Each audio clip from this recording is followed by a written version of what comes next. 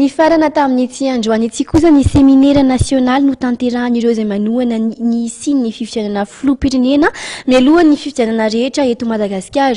Miandrandra ny tafika hery mpanatanteraka ny hevitra tapaka tamin'izany moa ireo mpizaika, ary nivoatra tamin'izany ihany koa ny tokony ametrahana tetezamita vaovao raha toka tsy afaka anatanteraka ny fehi-kevitra izay navoaka Androany ny fitondrana ankehitriny.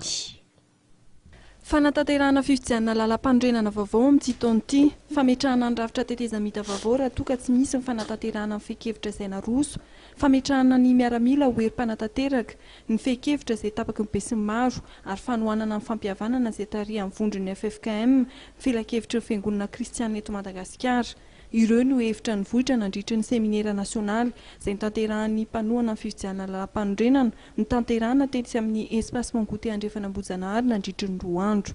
Raha ny fanazavana nentin'ireo mpikarakara dia izao fehi-kevitra izao no entina mamany olana ifotony eto Madagasikara mba tsy hiverenany krizy intsony. Olona sa rafi-pitondrana no olana eto Madagasikara. Valy rafi-pitondrana ny isan-jato 7 faingo 7 isan-jato. Fampirenena fahatelo, araka ny hevitrao, inona ary no tokony hatao? Valy ny fanontaniana dia hoe fifidianana lalampanorenana. Isan-jato ny namary 7,000 isan-jato. Fampirenena fahaefatra, mety ve ny anaovana fifidianana lalampanorenana mialoha ny fifidianana rehetra?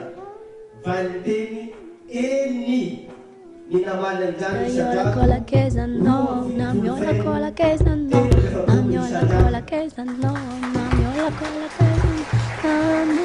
Tokony hoviana no anaovana ny fifidianana lalampanorenana. Valinteny mpizaika moa dia volana Jolay 3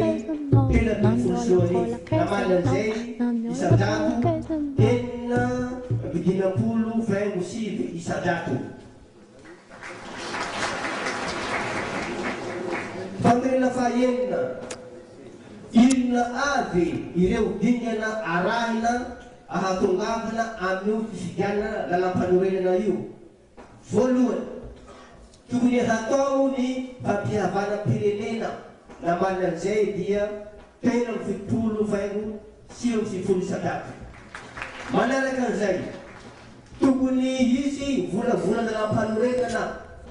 Namaly an'izay dia 8,0 faingo 20 isan-jato. Raha araka ny nambara dia mahatratra 3 arivo mahery mpizaika tonga nanatrika ity seminera politika ity, ary avy any amin'ny distrika 9 manerana